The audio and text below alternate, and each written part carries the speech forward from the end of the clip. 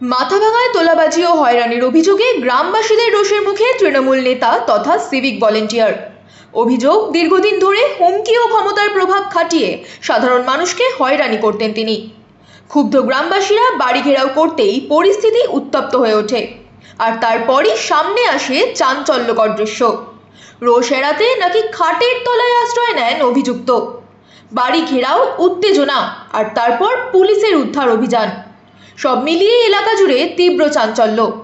অভিযোগ কতটা সত্য তা জানতে তদন্তে নেমেছে পুলিশ।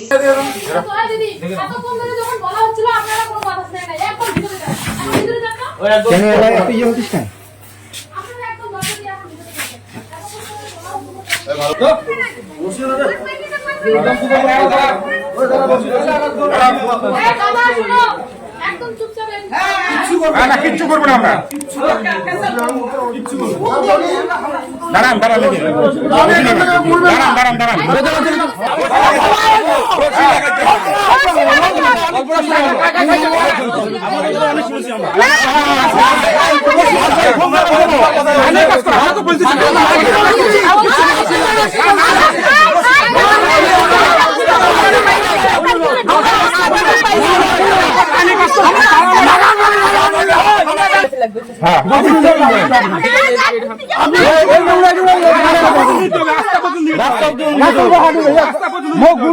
गुंडा